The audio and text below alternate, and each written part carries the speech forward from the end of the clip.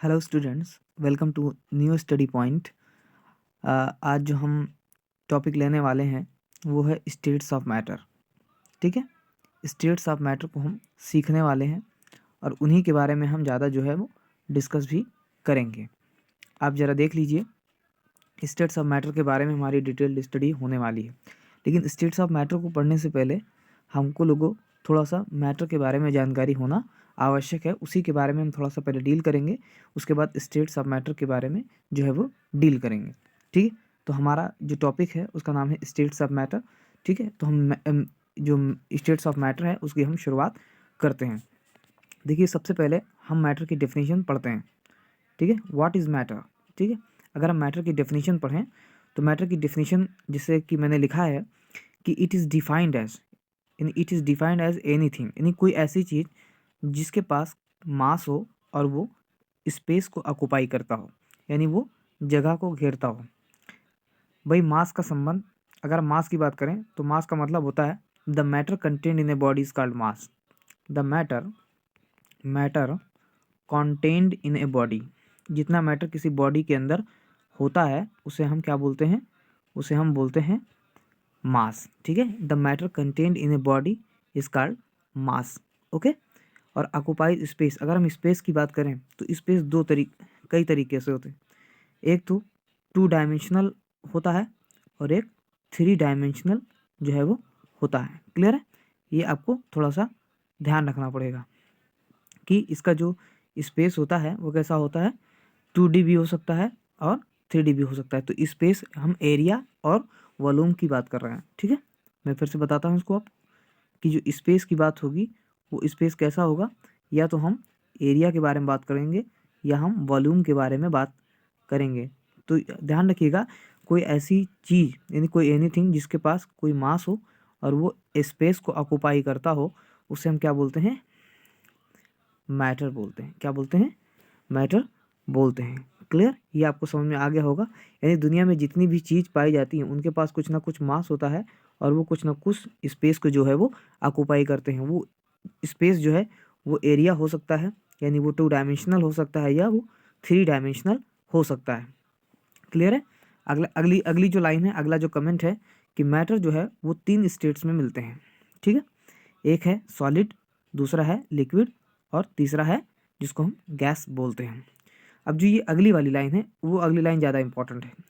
क्या कहा गया है कि ये जो स्टेट्स हैं, यानी जो ये मैटर के जितने भी स्टेट्स हैं, इनको कन्वर्ट किया जा सकता है। कैसे, आप अप्लाई कर दें क्या क्या, एक प्रेशर अप्लाई कर देंगे तो बदल जाएगा, वॉल्यूम अप्लाई कर दें तो, और टेम्परेचर अप्लाई कर दें या चेंज कर दें तो हो जाएगा। यानी प्रेशर, वॉल्यूम और टेम्परेचर में परिवर्तन करने की वजह से जो स्टेट्स होते हैं मैटर के, वो एक दूसरे से कन्वर्ट हो जाते हैं। यानी सॉलिड लिक्विड में, लिक्विड गैस में, और गैस सॉलिड में या गैस लिक्विड में, इस तरीके से जो प्रक्रिया है वो मैटर की जो है वो बदल जाती है। यानी मैटर के स्टेट्स को बदला जा सकता है, प्रेशर, वॉल्यूम और टेम्परेचर को अप्लाई करके जो है वो चेंज किया जा सकता है। क्लियर, चलिए आगे देखते हैं हम लोग। ये देखिए, मैंने इसका डायग्राम जो है वो बना दिया है, आप यहाँ पे देखिए इसके बारे में। ये देखिए, यहाँ पे जो दिया गया है वो है, वो सॉलिड दिया गया है। यहाँ पे जो दिया गया स्टेट्स ऑफ मैटर वो लिक्विड दिया गया है, और यहाँ पे जो दिया गया है वो गैस दिया गया है। ठीक है, तो आप इसको थोड़ा सा ध्यान रखें कि सॉलिड, लिक्विड एंड गैसेस। आप यहाँ पे देखिए कि सॉलिड जब लिक्विड में ट्रांसफ़र हो रहा था तो इस प्रक्रिया को कहा गया मेल्टिंग। क्या कहा गया है, मेल्टिंग कहा गया है। ठीक है, और लिक्विड जब गैसियस स्टेट में, यानी जब ये लिक्विड गैसियस स्टेट में बदल जा रहा था तो इस प्रक्रिया को बोला गया है वेपराइजेशन। क्या बोला गया है, वेपराइजेशन। आगे देखिए कि गैस से लिक्विड बदलने की प्रक्रिया क्या कहलाती है, कंडेंसेशन। क्या कहलाएगी, कंडेंसेशन कहलाएगी। और लिक्विड से सॉलिड बनने की प्रक्रिया क्या कहलाएगी, फ्रीजिंग कहलाएगी। ठीक है, आगे देखिए, अगर डायरेक्टली सॉलिड से कोई चीज़ गैसियस स्टेट में जा रही है तो उसे हम बोलते हैं सब्लिमेशन। क्या बोलते हैं, सब्लिमेशन। और अगर कोई चीज़ डायरेक्टली गैस से आ रही है सॉलिड में तो इस प्रक्रिया को बोलते हैं डिपोजिशन। ठीक है, अब आप देख सकते हैं कि ये जो ट्रांसफॉर्मेशन है, यानी स्टेट्स ऑफ मैटर में जो इंटर कन्वर्जन हो रहा है, वो इंटर कन्वर्जन जो है वो प्रेशर, वॉल्यूम या टेम्परेचर को अप्लाई करके जो है वो किया जा रहा है। यहाँ पे तो इस वक्त टेम्परेचर केस है, यानी अगर आप सॉलिड को हीटिंग कर देंगे तो वो लिक्विड में कन्वर्ट हो जाएगा और लिक्विड जो है वो गैस के अंदर जो है वो कन्वर्ट हो जाएगा जैसे जैसे आप टेम्परेचर अप्लाई करें। ओके, तो जैसे ये देखिए ऊपर एरो बनाया भी गया है, यहाँ पे देखिए कि ये एरो जो बनाई गई है, ये एरो जो है वो थर्मल एनर्जी को बता रही है। किसको बता रही है? कि इधर की तरफ हम जाएंगे तो थर्मल एनर्जी जो है वो क्या कर जाएगी? इंक्रीज करेगी। ठीक है, थर्मल एनर्जी जो है वो इंक्रीज करेगी। ठीक है, और अगर हम इधर से इधर की तरफ आएंगे, इधर से इधर की तरफ, ठीक है, तो थर्मल एनर्जी जो है वो डिक्रीज कर जाएगी। ठीक है, तो थर्मल एनर्जी जब डिक्रीज करेगी तो हमारा जो स्टेट्स ऑफ मैटर होगा वो गैस से लिक्विड में और लिक्विड से गैसेस स्टेट में जो है वो आना शुरू हो जाएगा। इधर जो थोड़ा सा दिया गया है, यहाँ पे देखिए आप, थोड़ा सा पॉइंट इधर भी दिया गया है। इसमें ये थोड़ा बताया गया कि ये चौथे ऑफ स्टेट मतलब फोर्थ स्टेट ऑफ मैटर के बारे में बात की गई है, जिसको हम बोलते हैं, इसको हम बताते हैं अलग से। इसको ये फोर्थ वाला जो होता है, ये वाला, इसका मतलब होता है गैस में जब आयोनाइजेशन हो जाता है, आयोनाइजेशन हो जाता है तो ये चार्जेस के रूप में जो है वो डेवलप होते हैं, और जब ये चार्जेस का डी आयोनाइजेशन कराया जाता है तब ये गैसेस स्टेट में आते हैं। ऐसी प्रक्रिया जो है वो आपको सन में मिलेगी। ठीक है, सूरज, जो सूरज है उस सूरज के अंदर ये जो है इस प्रकार की चीज़ें पाई जाएंगी। इससे हम चौथे स्टेट को हम बोलते हैं प्लाज्मा। क्या बोलते हैं? प्लाज्मा बोलते हैं, या इसी का दूसरा नाम है बोस आयंस्टीन। ठीक है, बोस आयंस्टीन कंडेंसेट। ठीक है, इसका नाम है बोस आयंस्टीन कंडेंसेट। तो ये आपको इसमें भी पढ़ना नहीं है क्योंकि इतना ज़्यादा भी आपको बताया नहीं जाएगा। आप में केवल 3 स्टेट्स ऑफ मैटर को इंक्लूड किया गया है, केवल आप उनको जो है वो जाने। क्लियर है? अब ध्यान रखिएगा, मैं अभी जो बात करने वाला हूँ कि इधर जाने पर थर्मल एनर्जी जो है वो इंक्रीज करती है, यानी इधर जाने पर क्या क्या इंक्रीज होता है मैं उसको बताने की कोशिश नीचे कर रहा हूँ। मैं एक बार एरो इस तरह और खींचूंगा ताकि आपको पता चल जाए। ठीक है, चलिए आगे देखते हैं। आगे हम बताते हैं आपको, ये देखिए इधर हम बताना चाहेंगे आपको कि कैसे जो है वो इंक्रीज होती है। ठीक है, ये आपको ध्यान रखिएगा। ये देखिए इधर जाने पे क्या क्या होता है। क्लियर है? इस बात का पता हमें जो है वो थोड़ा लगाना है। क्लियर? इसके बारे में थोड़ा सा बात करेंगे। तो सबसे पहला है कि जब हम लेफ़्ट से, यानी लेफ़्ट से जब हम राइट जाते हैं तो क्या क्या इंक्रीज़ होता है? तो सबसे पहला है एनर्जी इंक्रीज़ करती है। क्या करती है? इंक्रीज़, एनर्जी इंक्रीज़ करती है। अंडरस्टैंड? यानी एनर्जी जो है वो इंक्रीज़ करती है। एनर्जी इंक्रीज़ का मतलब होता है कि जब इंक्रीज़ करेगी तभी सॉलिड लिक्विड के अंदर, लिक्विड जो है वो गैस स्टेट में कन्वर्ट होंगे। ठीक है, आगे आ जाइए, ये सबसे इंपॉर्टेंट है। डिसऑर्डर इंक्रीज़ करता है। डिसऑर्डर का मतलब होता है, डिसऑर्डर का मतलब होता है कि जो मॉलिक्यूल्स हैं, यानी सॉलिड के जितने मॉलिक्यूल्स हैं वो अपनी टाइटली फिक्स्ड पोजीशन पे हैं। ठीक है, अब उसके अंदर डिसऑर्डर इंक्रीज़ करेगा, यानी वो अपनी पोजीशन को जो है वो छोड़ेंगे। सॉलिड के अंदर क्या होता है कि वो अपनी पोजीशन पे ही वाइब्रेट किया करते हैं, लेकिन अब क्या होगा इस बार कि वो अपनी पोजीशन को जो है वो छोड़ देंगे। ज़ाहिर सी बात है, सॉलिड जो है वो लिक्विड में कन्वर्ट होगा, लिक्विड जो है वो गैसेस के अंदर कन्वर्ट होगा, तो उनके अंदर जो डिसऑर्डर है वो इंक्रीज़ होता जाएगा। और डिसऑर्डर के इंक्रीज़ होने को बोलते हैं एंट्रोपी।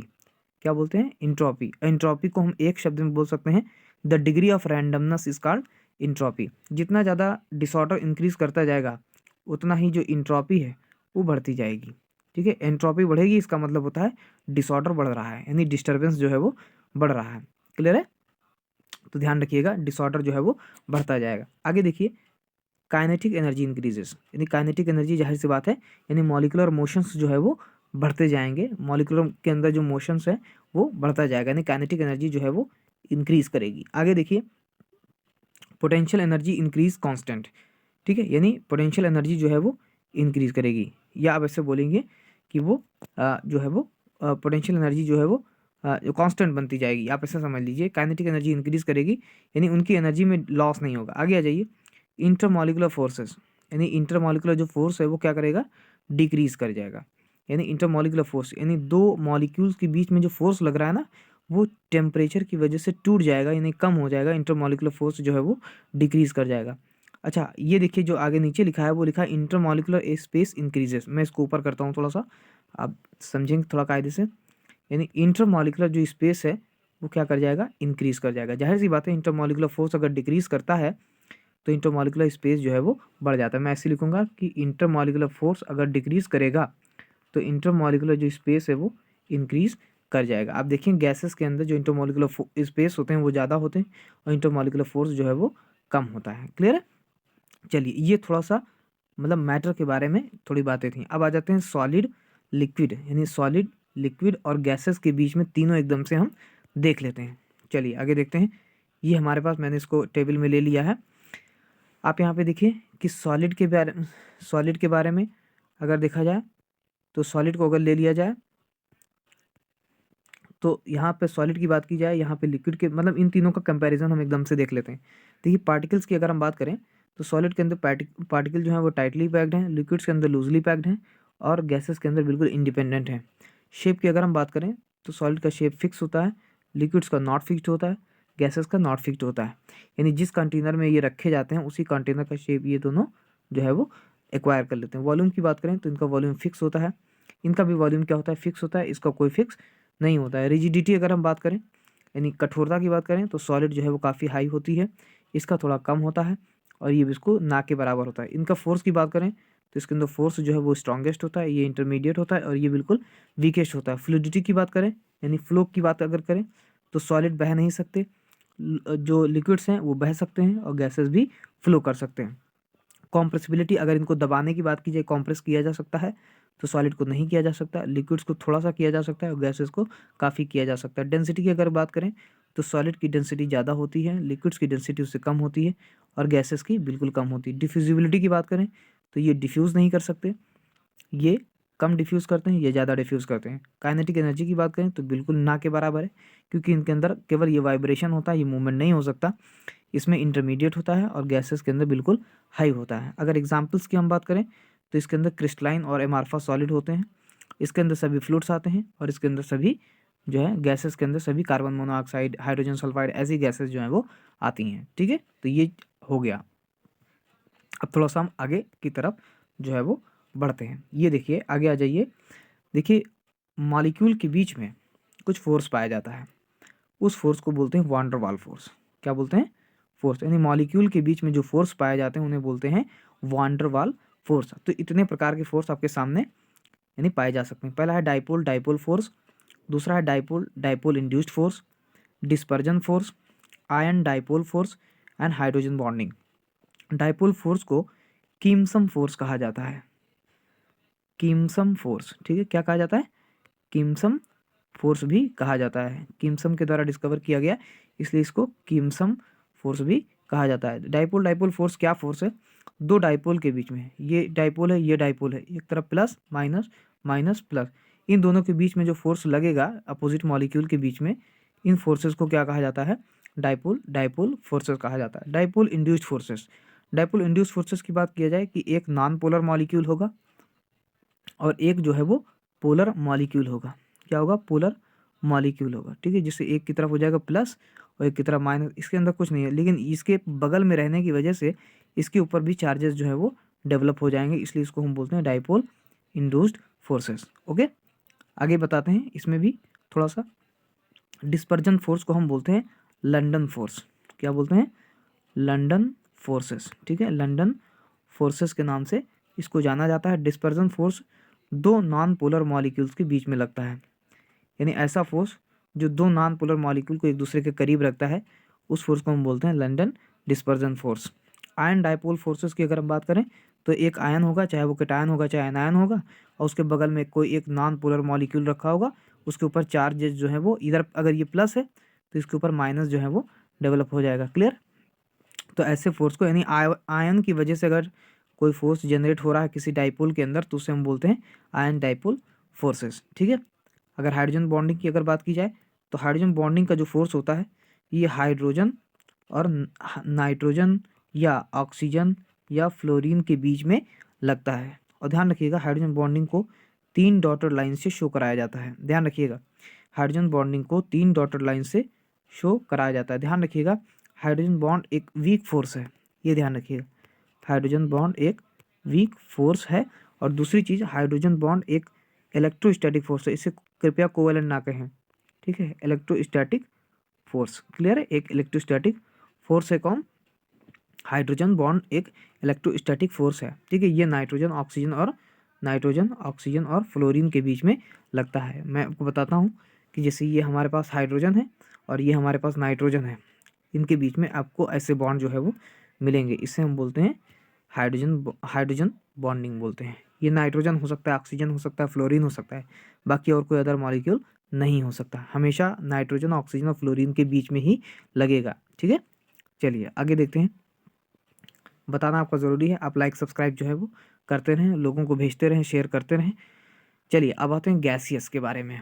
अब हम थोड़ा सा गैसियस स्टेट के बारे में सीखते हैं। ठीक है, तो गैसियस स्टेट के बारे में अगर बात की जाए तो सबसे पहला पॉइंट है गैसियस के बारे में कि गैसेस आर हाईली कंप्रेसिबल। ठीक है, यानी गैसेस को आसानी से कॉम्प्रेस किया जा सकता है, बहुत ज़्यादा कॉम्प्रेस जो है वो किया जाता है, बिल्कुल नेग्लिजिबल वॉल्यूम के अंदर लाके इसको रख सकते हैं। ठीक है, तो हाईली कॉम्प्रेसिबल होता है, पहला पॉइंट है कि ये हाईली कॉम्प्रेसिबल होता है। दूसरा ये होता है इट एग्जर्ट्स प्रेशर, यानी ये प्रेशर को एग्जर्ट करता है, यानी प्रेशर लगाता है, दाब लगाता है इक्वली इन ऑल डायरेक्शन, सभी डायरेक्शन के अंदर बराबर फोर्स लगाता है। ऐसा नहीं है जैसे मान लिया, जैसे एग्जांपल के तौर पे मैंने ये एक सिलेंडर है हमारा, तो इसके अंदर अगर कोई मॉलिक्यूल है, जैसे ये कोई मॉलिक्यूल है, अगर मैं इसको ऐसे बात करूँ इक्वल, तो ये जो मॉलिक्यूल है वो सब पे फोर्स जो है वो बराबर का जो है वो लगाएगा, यानी इस वॉल पे ये फोर्स जो है वो बराबर का लगाएगा। ऐसा नहीं कि कहीं पे कम है कहीं पे ज़्यादा है, ये मॉलिक्यूल भी ऐसे जो है वो फोर्स जो है वो लगाएंगे, ये मॉलिक्यूल भी इस कंटेनर की वॉल पे जो है वो फोर्स लगाएंगे। क्लियर है, ये बराबर जो है वो लगाएंगे। ठीक है, आगे देखते हैं कि इसके अंदर वीक इंटरमॉलिकुलर फोर्स पाया जाता है। भैया मैंने अभी पीछे बताया था कि इसके अंदर मॉलिकुलर फोर्स जो है वो बहुत ही कम होता है, लेकिन इंटरमॉलिकुलर स्पेस जो है वो ज़्यादा होता है। आगे देखिए मच लोअर डेंसिटी, इसकी डेंसिटी बहुत ही कम होती है। ये भी मैं आपको पहले बता चुका हूँ कि सॉलिड और लिक्विड से इसकी जो डेंसिटी है वो क्या होती है, बहुत कम होती है। ठीक है, तो ये 4 पॉइंट्स हो गए, इन 4 पॉइंट्स को आपको याद रखना पड़ेगा। आगे भी देखते हैं अगर पॉइंट्स हैं। हाँ देखिए है बिल्कुल है। आप यहाँ पे देखिए कि इनका कोई डेफिनेट शेप नहीं होता है, पीछे भी बताया गया है कि इनका कोई डेफिनेट शेप नहीं है, इनका कोई वॉल्यूम नहीं है, बल्कि ये उस वॉल्यूम को एक्वायर कर लेते हैं जिसमें इनको रखा जाता है, यानी इन कंटेनर में रखा जाता है। दूसरी है गैसेस एक्सपैंड विदाउट लिमिट। ठीक है, यानी गैसेस जो हैं वो एक्सपैंड करते हैं, यानी फैलते हैं, यानी इनके अंदर लिमिट नहीं है कि वो कितना फैल जाएं। दूसरा है density of gases are very low, यानी गैसेस की जो डेंसिटी है वो बहुत ही ज़्यादा क्या होती है, लो होती। क्लियर है, गैसेस की जो डेंसिटी है वो काफ़ी लो होती है। ठीक है, एक चीज़ इसमें थोड़ा सा मिसिंग है, मैं वो भी बता दे रहा हूँ कि जो गैसेस होती हैं, गैसेस जो होती हैं उनमें रैंडम मोशन पाया जाता है। मैं यहाँ पे लिखे दे रहा हूँ, यानी गैसेस के अंदर रैंडम मोशन पाया जाता है। ठीक है, रैंडम मोशन जो है वो पाया जाता है। क्लियर है, जैसे एग्जांपल के तौर पे कि अगर यहाँ पे कोई मॉलिक्यूल है, यहाँ पे कोई एक दूसरा मॉलिक्यूल है, और इनके बीच में जो ये डिस्टेंस है ना, ये डिस्टेंस, इस डिस्टेंस को बोलते हैं मीन फ्री पाथ। ठीक है, क्या बोलते हैं, मीन फ्री पाथ। यानी आप ऐसे बोलेंगे जो गैसेस होते हैं वो रैंडम मोशन करते हैं, और जब रैंडम मोशन करते हैं तो क्या करते हैं कि जो जिस बर्तन के अंदर रखे हुए हैं उस कंटेनर की वॉल से, यानी वो जो बर्तन है उसकी दीवार से जो है ये टकराते रहते हैं, और जो अदर मॉलिक्यूल्स हैं उनसे भी ये क्या करते रहते हैं, टकराते रहते हैं। तो ये क्या करते हैं, जब एक मॉलिक्यूल से टकराते हैं और उसके बाद जाके दूसरी मॉलिक्यूल से टकराते हैं, तो उन दोनों मॉलिक्यूल्स के बीच की जो डिस्टेंस होती है उसे हम बोलते हैं मीन फ्री पाथ। क्या बोलते हैं, मीन फ्री पाथ। मैं इसकी डेफिनेशन ऐसे बता दूं, the distance travelled by A molecule in between two successive collision, यानी दो सक्सेसिव कोलिजन के बीच की जो डिस्टेंस है ना उसे मीन फ्री पाथ के नाम से जाना जाता है। ये आपको थोड़ा सा ध्यान रखना पड़ेगा। अगर हमें थोड़ा सा जो गैसियस चीज़ है उसके बारे में हमें नॉलेज हो गई है, अब हम आगे जो है वो देखते हैं। चलिए अब आगे हम देखते हैं गैस लॉज।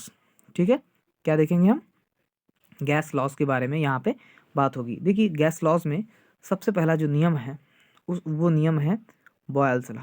क्या, कौन सा नियम है, बॉयल्स लॉ की बात यहाँ पे की गई। बॉयल्स एक साइंटिस्ट हैं, उन्होंने कुछ ऑब्जर्वेशन किया, गैस के साथ कुछ ऑब्जर्वेशन किया, और उनको कुछ कंक्लूजन मिला, कुछ निष्कर्ष मिला कि गैस का जो बिहेवियर है उनके उस बिहेवियर के को उन्होंने ऑब्जर्व किया और उस पर कुछ नियम दिए। ठीक है, उस नियम को ही हम बॉयल्स लॉ जो है वो कहते हैं। इन्होंने क्या नियम दिया जरा उनको देखते हैं। इन्होंने कहा एट कांस्टेंट टेम्परेचर। पहला पॉइंट क्या याद रखना है आपको, एट कांस्टेंट टेम्परेचर, यानी बॉयल्स लॉ के अंदर टेम्परेचर को क्या किया जाता है, जो टेम्परेचर है उसे कांस्टेंट किया जाता है। ठीक है, कांस्टेंट। बहुत सारे लोग भूल जाते हैं कि बॉयल्स में क्या कांस्टेंट था, या कुछ लोग जो है वो उसको गड़बड़ कर देते हैं। तो आप ऐसे याद कीजिएगा BT। कैसे याद करेंगे, BT आप सुने होंगे ब्लूटूथ। ठीक है, तो ध्यान रखिए बॉयल्स लॉ में टेम्परेचर जो है वो कांस्टेंट है। अब मेरे हिसाब से आप नहीं भूलेंगे। ठीक है, इसको हमें देखना है। तो बॉयल्स लॉ ने क्या कहा, एट कांस्टेंट टेम्परेचर, यानी कांस्टेंट टेम्परेचर पे the pressure of a fixed amount of gases, यानी जो प्रेशर होता है किसी गैस का, यानी किसी एक पर्टिकुलर अमाउंट गैस की जो हम लेते हैं, उसका जो प्रेशर होता है वो उसके वॉल्यूम के इन्वर्सली प्रोपोर्शनल होता है। ठीक है, यानी उसके वॉल्यूम के इन्वर्सली प्रोपोर्शनल होता है। क्लियर है, बात समझ आ गई। यानी किसी कांस्टेंट टेम्परेचर पे किसी फिक्स्ड अमाउंट ऑफ गैस के लिए जो प्रेशर होता है वो हमेशा वॉल्यूम के इन्वर्सली प्रोपोर्शनल होता है। मैं इसको और अच्छे से बताता हूँ, आप ध्यान दीजिए। यहाँ पे देखिए मैंने यहाँ पे बताया गया है ये P is equal to 1/V। इसके बारे में यहाँ बात की गई कि P जो यानी जो प्रेशर है वो हमेशा इन्वर्सली प्रोपोर्शनल होगा किसके, 1/V के। इसका क्या मतलब हुआ कि अगर हम वॉल्यूम बढ़ाते हैं तो प्रेशर घट जाएगा, या हम वॉल्यूम अगर घटाते हैं तो प्रेशर जो है वो बढ़ जाएगा। ये मतलब इसका हुआ। क्लियर, यानी अगर हम प्रेशर को बढ़ाते हैं तो वॉल्यूम जो है वो घट जाएगा। क्लियर, मैं इसको ऐसे बताता हूँ, आप ध्यान दीजिएगा। ये देखिए, जैसे हमारे पास ये एक बर्तन है। क्लियर, ये हमारे पास एक बर्तन है। ठीक, और इस बर्तन के अंदर बहुत सारे गैस के मॉलिक्यूल जो हैं वो रखे हुए हैं। ठीक है, ऐसे गैस के मॉलिक्यूल जो हैं वो इसके अंदर जो है वो भरे हुए हैं। ठीक है, यानी गैस के ये मॉलिक्यूल हैं। तो इसके अंदर क्या होता है कि मान लेते हैं कि इसका वॉल्यूम जो है वो V1 है, और इस वक्त इस गैस का प्रेशर क्या है, P1 है। अच्छा, अब हम दूसरा बर्तन लेते हैं। आप देखिए इस बार मैंने एक बड़ा बर्तन लिया है और इसके अंदर बहुत सारे मैंने जो है वो गैस जो का अमाउंट लिया है। बस ध्यान रखिएगा कि यहाँ पे जो मैंने गैस को लिया है, यहाँ पे जो मैंने गैस को लिया है वो उतनी ही गैस इस भी मतलब इस कंटेनर के अंदर भी रखी है। लेकिन आप देखिए कि यहाँ पर इस वक्त इसका जो वॉल्यूम है वो V2 है, यानी इसका वॉल्यूम जो है वो बड़ा है, तो जाहिर सी बात इसका प्रेशर क्या हो जाएगा, P2 हो जाएगा। अब आप गेस कर सकते हैं, आप गेस क्या करेंगे, इसके अंदर आप देखेंगे कि जो गैस है, अगर मैं गैस की बात करूँ तो इसके अंदर जो गैसेस हैं, इसके अंदर जो अमाउंट है वो क्या है, सेम है। ये ध्यान रखिएगा, यहाँ पे जो गैस है वो दोनों सेम है, लेकिन इनका जो प्रेशर है वो अलग है, वॉल्यूम अलग है। यहाँ पे भी अलग है, यहाँ पे भी अलग है। इसका मतलब होता है कि अभी जो मैंने बताया था कि प्रेशर अगर बढ़ता है तो वॉल्यूम जो है वो घट जाता है। ठीक है, यही चीज़ इसमें बतानी थी। आपको कंटेनर देख के लगा होगा कि अब यहाँ पे एरिया जो है, यानी यहाँ पे जो वॉल्यूम है वो ज़्यादा हो गया, तो जो वॉल्यूम अगर ज़्यादा हो जाएगा तो यहाँ पे जो प्रेशर है वो क्या कर जाएगा, घट जाएगा। क्या कर जाएगा, घट जाएगा। तो इसी को इसमें बात बताने की कोशिश की गई है कि P इज इक्वल टू, ठीक है, आप इसको ध्यान से देखिए, मैं इसको बताता हूँ कि P इज इक्वल टू, यहाँ पे देखा जाए तो P is equal to 1/V। ठीक है, P जो है वो V के इन्वर्सली प्रोपोर्शनल है, किस पे, एट कांस्टेंट T, यानी कांस्टेंट T पे टेम्परेचर कांस्टेंट है। और N क्या है, नंबर ऑफ मोल। ठीक है, N क्या है यहाँ पे, number of mole of gas. ठीक, यानी जो गैस का हमने अमाउंट लिया है वो यहाँ पे कांस्टेंट है। तो अब अगर हम इसको करेंगे तो ये क्या हो जाएगा, ये हो जाएगा P1 V1 is equal to P2 V2। देखिए PV is equal to K। अगर मैं आपको ऐसे बताऊं तो देखिए हम यहाँ पे क्या लिखे थे, P is inversely proportional to V। तो ये अगर हम इसको सॉल्व करेंगे तो ये आ जाएगा PV is equal to K। ठीक है, ये वाला साइन जैसे ही हम हटाएंगे, प्रोपोर्शनल का साइन हटाएंगे, तुरंत हमारे पास क्या बन जाएगा, K जो है वो मिल जाएगा। इसका मतलब होता है, इसका मतलब ये हुआ कि अगर हम P को बढ़ाते हैं तो हमें V को घटाना पड़ेगा, क्योंकि दोनों को मिला के हमें क्या करना है, कांस्टेंट जो है वो रखना है। ठीक है, इन दोनों को हमें मिलके क्या करना है, कांस्टेंट जो है वो रखना है। जैसे मैं एग्जांपल बताता हूँ, जैसे अगर मैं लिख दूँ कि 4 3 अगर हम लिखें 4 3 तो आप बोलेंगे सर 12। ठीक है, अब हमको क्या करना है कि इधर हम कुछ भी परिवर्तन करें, इधर सेम रहना चाहिए। ठीक है, तो अब हम क्या करेंगे, इस बार हम क्या करेंगे, यहाँ पे यहाँ में हम 3 कर देंगे, 4 की जगह 3, और इस 3 की जगह हम 4 कर देंगे तो 3 4 जा 12, ठीक है, बस में क्या हो जाएगा 12 हो जाएगा, क्लियर हो जाएगा। अच्छा इधर हम क्या कर दें 2 कर दें और इधर हम क्या कर दें 6 कर दें, तो ये क्या हो जाए 2 6 जा 12। तो आप देखिए कि इधर वाला तो कांस्टेंट है, लेकिन इधर की तरफ जो है वो हम परिवर्तन जो है वो कर रहे हैं, तो इसी को बोलते हैं P V is equal to constant, clear है। ये जो लिखा गया है यही जो है वो P V is equal to क्या है कांस्टेंट है। ये गैस का नियम है, नहीं बॉयल्स का नियम है, क्लियर है। आगे देखते हैं हम, आप यहाँ पे देखिए, आप लिखा है कि बॉयल्स लॉज यानी बॉयल्स लॉ प्रूव दैट, यानी बॉयल्स के लॉ ने ये प्रूव किया कि जो गैसेस होते हैं वो हाईली कंप्रेसिबल होते हैं। क्या होते हैं, हाईली कंप्रेसिबल होते हैं। क्यों, क्योंकि जब किसी गिवन ऑफ मास को हम कंप्रेस करते हैं तो क्या होता है, उसके जो मॉलिक्यूल होते हैं ना वो एक छोटे से एरिया को एक्वायर कर लेते हैं, जिसकी वजह से गैसेस जो हैं वो हाई प्रेशर पे क्या हो जाती हैं, डेंसर हो जाती है। यानी हम ज़्यादा प्रेशर को अगर अप्लाई कर देंगे तो जो गैस के मॉलिक्यूल्स हैं ना वो वॉल्यूम मतलब किसी गिवन वॉल्यूम के अंदर करीब आ जाएंगे, यानी किसी कंटेनर के अंदर करीब हो जाएंगे और वो क्या हो जाएंगे, डेंस हो जाएंगे। क्या हो जाएंगे, डेंसर हो जाएंगे, यानी उनकी डेंसिटी जो है वो बढ़ जाएगी। यही बात का प्रूफ किसने दिया, तो आप बताएंगे बॉयल्स लॉ ने बताया। और उन्होंने ये भी बताया कि गैसेस जो होती हैं वो हाईली कॉम्प्रेसिबल होती हैं, उनको जो कॉम्प्रेस किया जाता है, ठीक है, तो वो कम जगह को घेरती हैं, और कम जगह को जो जैसे ही कोई घेरेगा वैसे ही वो क्या हो जाएगा, जो है वो डेंसर हो जाएगा। क्या हो जाएगा, डेंसर। और इस फार्मूले को बैठते भी है ना, ये देखिए वॉल्यूम अगर वो बढ़ाएंगे, ठीक है, तो वो क्या हो जाएगा, जिससे वॉल्यूम का फार्मूला क्या है, density is equal to mass upon volume. तो density is equal to mass upon तो मास बाई डी हो जाएगा, एम बाई डी। यानी वॉल्यूम अगर आप घटाएंगे तो डेंसिटी जो है वो ऑटोमेटिकली क्या हो जाएगी, इंक्रीज कर जाएगी। यानी वॉल्यूम घटाएंगे तो डेंसिटी जो है वो इंक्रीज कर जाएगी। ये बात इन्होंने यहाँ पे देखिए बताया था, ठीक है, ये आपको ध्यान रखना है। चलिए आगे देखते हैं, आगे हम देखें तो ये जो है ये बॉयल्स का जो है वो नियम है। अब देखिए यहाँ पे जो बॉयल्स का नियम है उसमें यही बात इन्होंने जो है वो समझाने की कोशिश की जो मैंने आपको ऊपर बताई है, ठीक है। यानी यहाँ पे देखिए लिखा गया है P is equal to K D, लिखा है ना। इसका मतलब होता है कि pressure is directly proportional to density, यानी जैसे जैसे आप डेंसिटी बढ़ाते जाएंगे प्रेशर जो है वो, यानी प्रेशर बढ़ाते जाएंगे डेंसिटी जो है वो बढ़ती जाएगी, ठीक है। आगे देखते हैं, ये बॉयल्स लॉ का एक चित्रात्मक प्रस्तुति है, आप उसको देख लीजिए। देखिए इसमें बहुत जल्दी से आप देख लीजिए, लिखा है the pressure of a gas, यानी गैस का जो प्रेशर है वो इंक्रीज करता है अगर उसका वॉल्यूम जो है वो डिक्रीज करता है जब हम कांस्टेंट मास लेते हैं और टेम्परेचर को कांस्टेंट रखते हैं। तो देखिए P is inversely proportional to 1/V। अब इसको अगर हम सॉल्व करेंगे तो हो जाएगा P1 V1 is equal to P2 V2। अब आप देखिए यहाँ पे एक पिस्टन लगा हुआ है और इस पिस्टन को ऊपर खींचा गया है।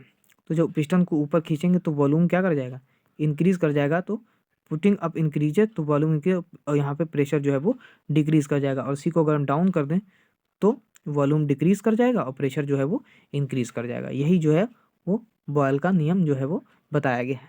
चलिए आगे देखते हैं, ये देखिए इस बात को यहाँ पे जो है वो बताया भी गया है। अब देखिए ये बॉयल का नियम है, यहाँ पे ये ग्राफ है, इधर P है और इधर V है। इसका मतलब होता है कि अगर हम इधर की तरफ P को बढ़ाएंगे तो देखिए ये जो है वो नीचे की तरफ जो है वो जा रहा है, यानी वॉल्यूम बढ़ाएंगे तो प्रेशर को डिक्रीज करेंगे तभी तो P V is equal to constant बनेगा, यानी P V is equal to K बनेगा। और आप एक चीज़ और देख लीजिए यहाँ पे, ये हमें मैथ से भी पता चलता है। जैसे आप जानते हैं मैथ में एक फार्मूला है कि X Y is equal to C, ठीक है, इसे बोलते हैं रेक्टेंगुलर हाइपरबोला। क्या बोलेंगे, रेक्टेंगुलर हाइपरबोला, यानी रेक्टेंगुलर हाइपरबोला जो है वो किया जाता है, ठीक है। यानी रेक्टेंगुलर हाइपरबोला का ये इक्वेशन है। तो इसी इक्वेशन को फॉलो कौन कर रहा है, P V is equal to constant. अब देखिए यहाँ पे कि जो लिखा है P V is equal to K, तो पी की जगह रखो एक्स और वी की जगह रखो वाई, तो इज इक्वल टू और इसकी जगह रखो सी। तो देखिए दोनों फॉलो कर रहा है ना, तो ये भी इसका जो शेप आ जाएगा। आप देखिए यहाँ पे रेक्टेंगुलर हाइपरबोला जो है वो आ रहा है, यानी इधर की तरफ वॉल्यूम अगर इंक्रीज कर रहा है तो फिर प्रेशर जो है यहाँ पे डिक्रीज कर रहा है। जैसे यहाँ पे लिखा भी, अगर वॉल्यूम बढ़ाओगे तो प्रेशर कम हो जाएगा। और दोनों का फार्मूला लिख दिया गया है P1 V1 is equal to P2 V2। ये आपको याद रखना पड़ेगा। अगर आप इस फार्मूले को याद रखते हैं P1 V1 is equal to P2 V2 तो आपको कोई भी दिक्कत जो है वो नहीं पड़ेगी, ठीक है। अगर आपको ये समझ में आ गया तो मुझे बताइए। आप इसको लाइक और सब्सक्राइब और कमेंट जो है वो ज़रूर करें कि आपको अच्छा लगा या नहीं अच्छा लगा या कैसा लगा, ठीक है। आगे देखते हैं, अब अगला जो है हमारा वो है Charles law. Charles law, Charles law देखिए, चार्ल्स लॉ क्या है? चार्ल्स लॉ भी गैस के नियम से जुड़े हैं। इस लॉ में ये कहा जाता है कि कांस्टेंट प्रेशर पे, अभी देखिए वहाँ पे कांस्टेंट टेम्परेचर था, यहाँ पे कांस्टेंट प्रेशर है। इसमें क्या गया, the volume of gas increases, यानी गैस का वॉल्यूम इंक्रीज करता है या डिक्रीज करता है, कितने से? 1/273 ऑफ इट्स वॉल्यूम, यानी वॉल्यूम के 1/273वें हिस्से से। अगर हम 0 डिग्री सेल्सियस पे नॉर्मल रखें तो नॉर्मल वॉल्यूम है, तो अगर हम उसमें क्या करते हैं कि अगर 1 डिग्री सेल्सियस, यानी 1 डिग्री सेल्सियस अगर हम टेम्परेचर बढ़ाते हैं या घटाते हैं तो उसके वॉल्यूम के अंदर 1/273 जो है वो घटता है या बढ़ता है। ठीक है, at constant pressure the volume of gas increases, यानी जो गैस का जो वॉल्यूम है वो इंक्रीज होता है या डिक्रीज होता है, कितने से? 1/273 से, इसके वॉल्यूम के, अगर हम टेम्परेचर को 1 डिग्री सेल्सियस घटाते हैं या बढ़ाते हैं। तो ये आपके सामने यहाँ पे दिया गया है कि temperature at T degree Celsius, और यहाँ पे V0 जो लिखा है, ये V0 जो लिखा है वो इनिशियल जो है वॉल्यूम है, और यहाँ पे ये कहा गया कि T से जो है वो बढ़ जाएगा, T और 273.1 अपान, भाई ये वैसे ही तो लिखा है ना, 1/273.15 गुणे T, यानी इतना से जो है वो बढ़ जाता है। ये इसमें बताया गया है। क्लियर है?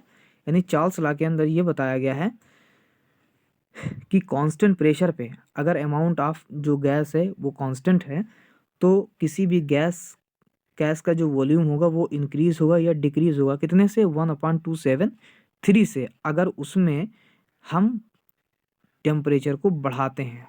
ठीक है, 1 डिग्री पे 1/273 जो है वो बढ़ेगा या घटेगा, जिस तरीके से आप घटाएंगे या बढ़ाएंगे टेम्परेचर उसी हिसाब से। ठीक है, अगला देखिए, इसी में नीचे अब कुछ पॉइंट्स लिखे हैं, उन पॉइंट्स को देख लेते हैं।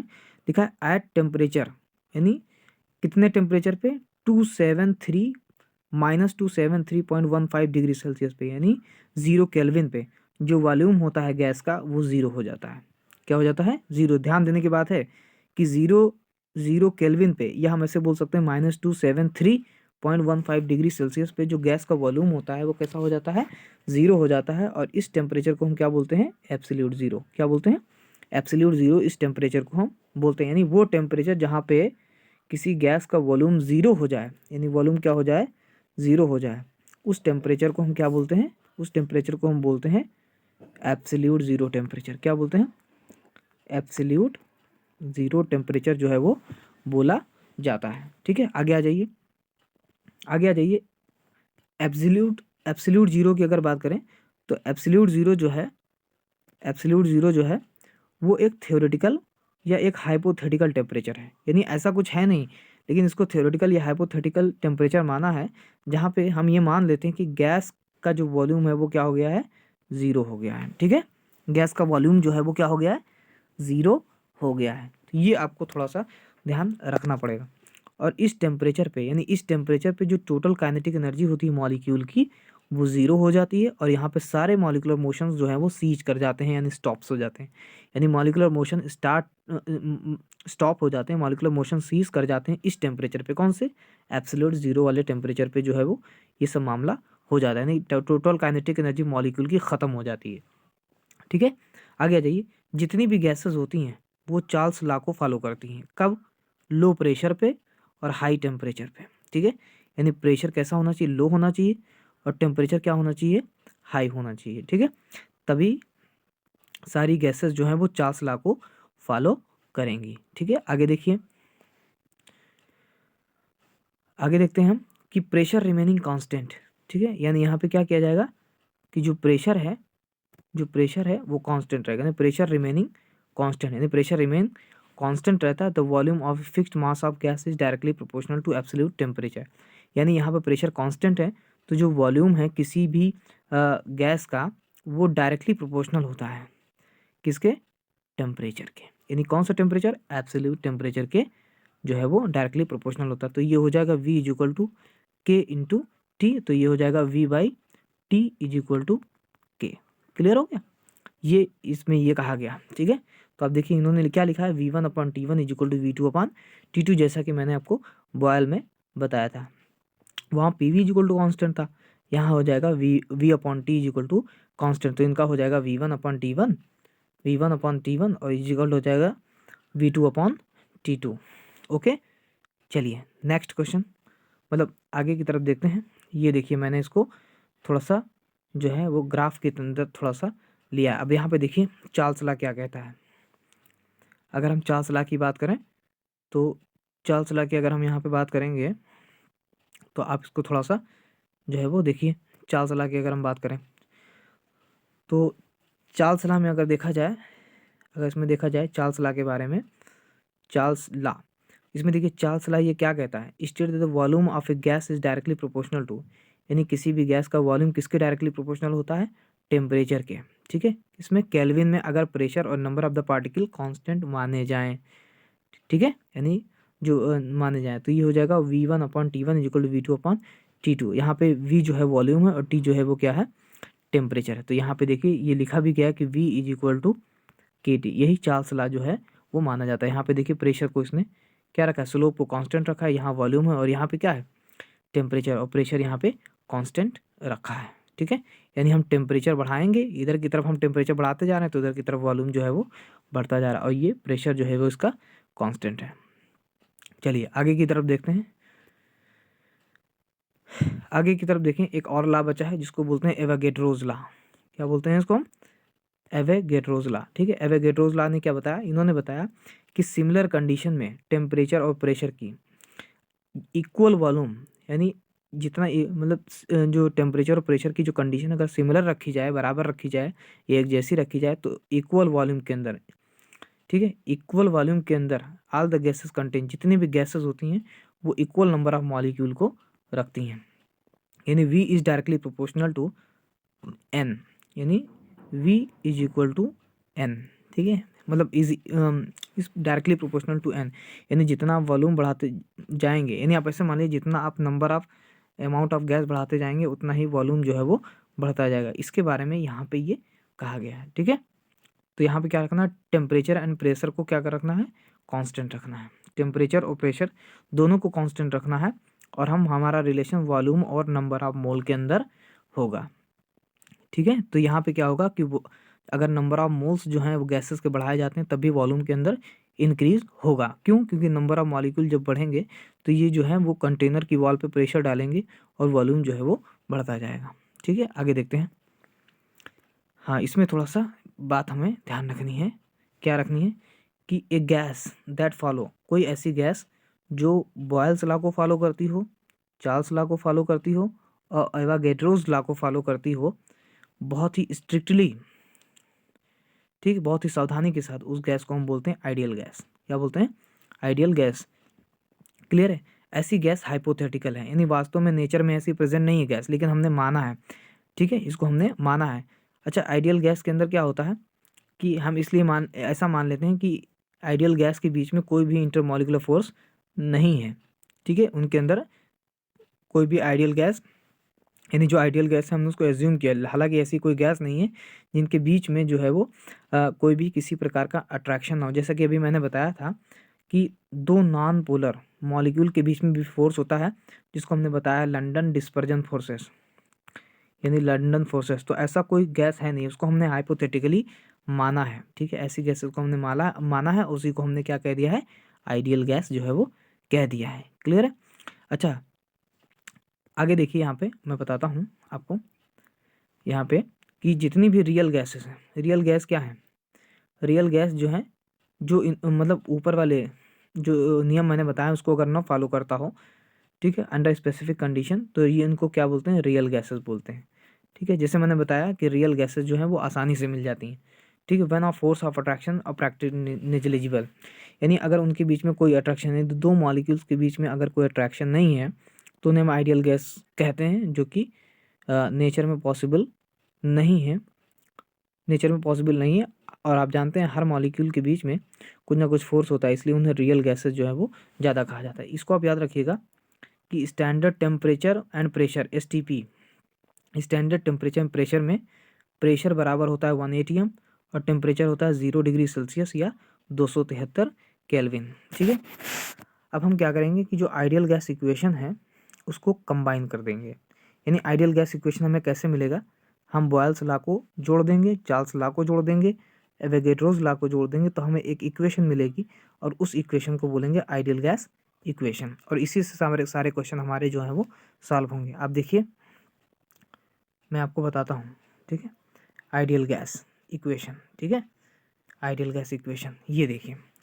तो एवोगैड्रोस लॉ जो है उन सब मतलब बॉयल्स लॉ को, चार्ल्स लॉ को, एवोगैड्रोस लॉ को जो हमने ज्वाइन कर दिया तो हमें एक इक्वेशन मिली, उसका नाम क्या है, PV is equal to NRT। क्या नाम है, PV is equal to NRT। अब आप देखिए P यहाँ पे प्रेशर है, V यहाँ पे वॉल्यूम है, N यहाँ पे नंबर ऑफ मोल है, R जो है वो मोलर कांस्टेंट है और T जो है वो टेम्परेचर है। टेम्परेचर को आपको हमेशा केल्विन में रखना है। R की वैल्यू हमेशा होती है 8.31 जूल पर केल्विन पर मोल, और वॉल्यूम को आपको मीटर क्यूब में रखना है और प्रेशर को आपको पास्कल में रखना है। तो इस तरीके से ये फार्मूला जो है वो बनेगा, PV is equal to NRT। आगे देखते हैं, याद रखिएगा ये एक इम्पॉर्टेंट फार्मूला है, ये वाला, इसको आपको आना चाहिए, PV is equal to NRT, ठीक है। अब आगे देखते हैं, ये थोड़ा सा आपको ध्यान रखना है, लास्ट मैंने इसको इंक्लूड किया है। देखिए यहाँ पे P जो मैंने ऊपर जो बताया है, PV is equal to NRT जो मैंने ऊपर बताया है उसके बारे में यहाँ पे बताया गया है, ठीक है। तो देखिए लिखा भी गया है कि P जो है वो क्या है, प्रेशर है जिसको एटमॉस्फेयर में नापा जाएगा, एटमॉस्फेयर का मतलब ATM में, जिसको मैंने पास्कल भी बताया है। आगे देखते हैं इसमें कि, और V जो है वॉल्यूम है, इसको लीटर में नापा जाएगा। N जो है वो नंबर ऑफ मोल है, जो कि नंबर ऑफ मोल किसका, गैस का। R जो है वो कांस्टेंट है, ठीक, इसकी वैल्यू होती है 0.0821 ATM पर लीटर पर मोल केल्विन। T जो है वो टेम्परेचर है, इसको केल्विन में मेज़र किया जाएगा। और इन चीज़ों को सॉल्व करने के लिए, इसके जो न्यूमेरिकल्स हैं उनको सॉल्व करने के लिए हम सिंपल अलजेब्रा का प्रयोग करेंगे। आप देखिए मैंने अभी जो लिखा था वो उसका नाम क्या लिखा था, PV is equal to NRT, ठीक। अब इसमें देखिए 5 फार्मूले आपके सामने लिखे हैं। एक देखिए, ये एक यहाँ पे है, ये देखिए एक, फिर है 2, ठीक, फिर 3 और 4, ठीक है। मैं इसको थोड़ा सा ऊपर करके बताता हूँ आपको, ताकि थोड़ा सा आपको पता रहे, ठीक है। यहाँ पे देखते हैं, ये देखिए, ठीक है, ये यहाँ पे देखिए कि P is equal to NRT, ठीक है। अब यहाँ पे प्रेशर निकाला गया है, यहाँ पे वॉल्यूम निकाला गया है, यहाँ पे नंबर ऑफ मोल निकाला गया है, यहाँ पे टेम्परेचर निकाला गया है, और यहाँ पे R की वैल्यू जो है वो निकाली गई है। तो इस तरीके से हमारे जो फार्मूले हैं वो एक ही फार्मूले से आया है। उसका पूरा नाम क्या है भाई, PV is equal to NRT। अब इसी को इधर इधर उधर एक्सचेंज करके ये पांचों फार्मूले जो हैं वो बनाए गए हैं, ठीक है। ये आपको ध्यान रखना पड़ेगा, ठीक है। तो इस तरीके से हम लोगों ने क्या किया, जो है गैस लॉ को और गैस के नियमों के बारे में जाना और उनसे संबंधित जितनी जानकारी थी हमने प्राप्त की, ठीक है। अगर आपको ये चैनल अच्छा लगा हो तो आप इन्हें सब्सक्राइब भी करें, ठीक है, और लाइक शेयर कमेंट जो है वो सभी करें। लाइक शेयर कमेंट जो है वो करें, और चैनल आप हमें ज़रूर फॉलो करें, ठीक है। हाँ, और आपका लाइक्स मुझे आना चाहिए, आपका कमेंट आना चाहिए कि आपको ये वीडियो कैसी अच्छी लगी, आपको अगली वीडियो बनाई जाए या नहीं बनाई जाए। अगर अगली वीडियो की बात आप करेंगे तो इसमें हम आपके लिए बॉयल्स लॉ और चार्ल्स लॉ से क्वेश्चन लेके आएंगे, जिसकी वजह से आपका पूरा मामला क्लियर हो जाएगा। ओके, चलिए ठीक है, okay, thank you, best of luck.